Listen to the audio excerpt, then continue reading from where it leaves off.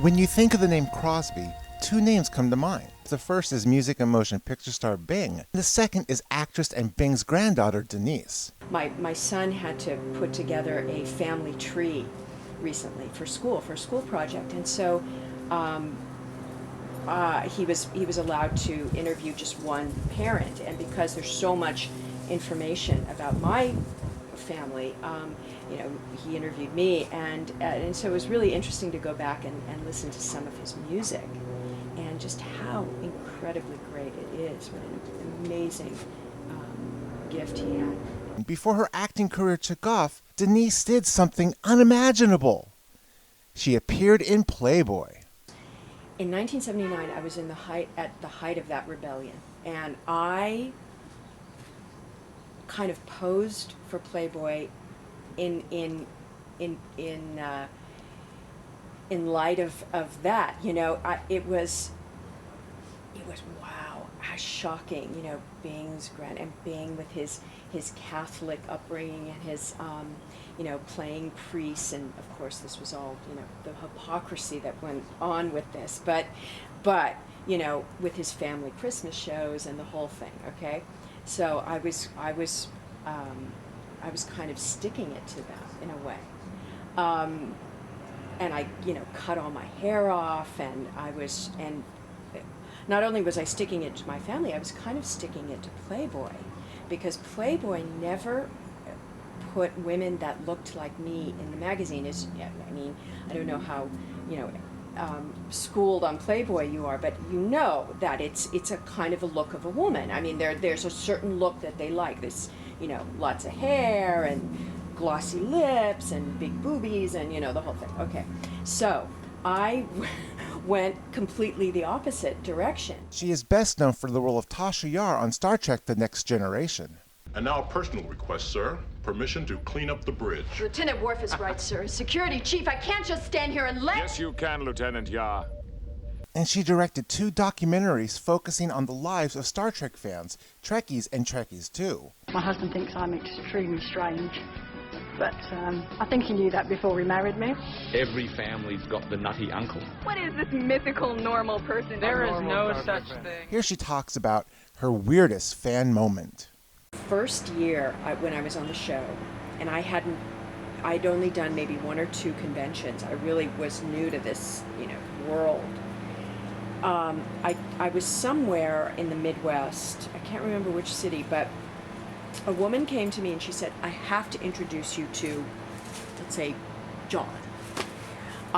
He is your biggest fan. He has your character Tasha Yar tattooed on him." And I went, "Wow, okay, sure, I'll meet John." So she takes me with a couple of other people, and we go down into like this hotel in the back, underneath in the basement, through the kitchen, and here comes this very shy, kind of gangly guy, young guy. "John, here's Denise." And we just, "Hi, nice to meet you." And she goes, show Denise your tattoo." He takes off his shirt, and my entire face is tattooed on his back, covering his entire, from his nape to his butt crack. And I went, it was like my headshot of Tasha Yar. And I went, "Oh my God." I said, I hope your girlfriend is okay with that. I was just like, I didn't know if I should run or hug the guy. I mean, I was like blown away. That's my favorite.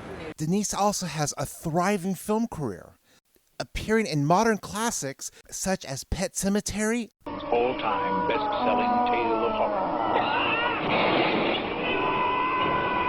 Pet Sematary. Well, first and foremost, I am a huge Stephen King fan, so I was just thrilled to be, part of that, part of his library and his family. The other great thing was that Mary Lambert directed it, and Mary and I had become friends and done a number of music videos together. She came out of that, music video director school. which many great directors have. And I was in her very first music video she ever directed with Jed Nelson. It was for the Tom Tom Club. And we just adored each other, and we subsequently made a number of music videos. We did one with Mick Jagger, we did one with Chris Isaak, we did a lot of different stuff together, and she always said, I tell you, when I can direct my movie, you're going to be in it. Now, saying that and doing that are two hugely different things, and she kept her word, and here we were in Maine, you know, shooting this big studio movie together, and it was like we had to pinch ourselves and say, we did it. And Deep Impact with Elijah Wood. A computer will randomly select 800,000 Americans to join the 200,000 scientists, teachers, soldiers, and artists who have already been chosen. Life will go on.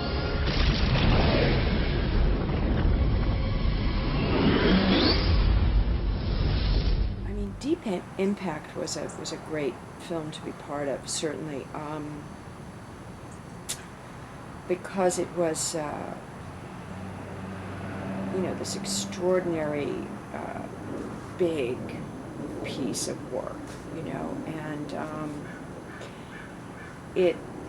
I really enjoyed working with Mimi Leader, you know, so rare for women directors, you know, and I've worked with a couple of them.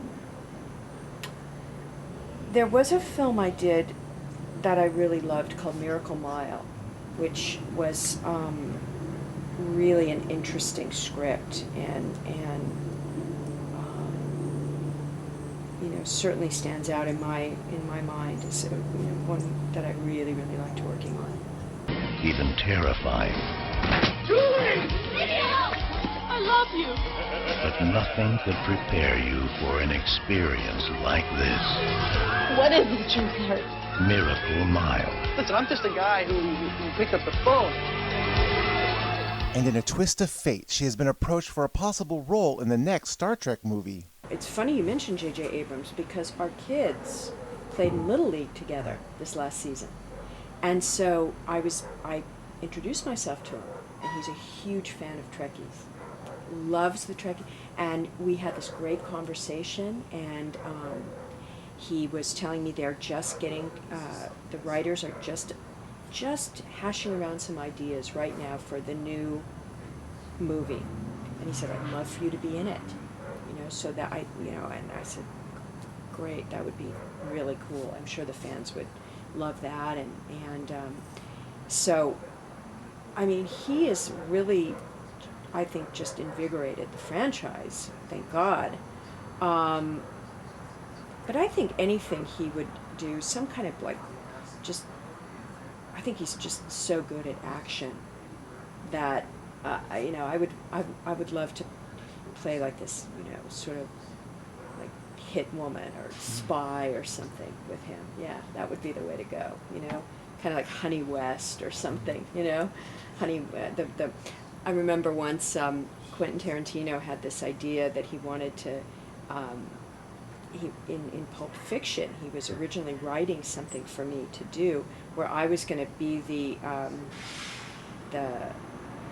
remember Uma Thurman puts in that tape of her supposed series that she did for Travolta watch. I think it was called like the 5 Force Foxes or Force 5 Foxes or something. It was like a, you know, Charlie's Angel type show she had been on in the movie.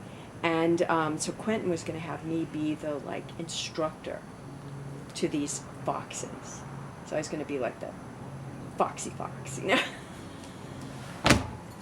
And it didn't make Quentin literally called me in my apartment in West Hollywood and said, you know, I've just written this scene for you.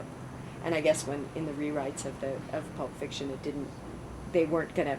He was originally gonna actually shoot a segment of the TV show, you know, but it didn't go in there. So I mean, that kind of thing would be fun to do.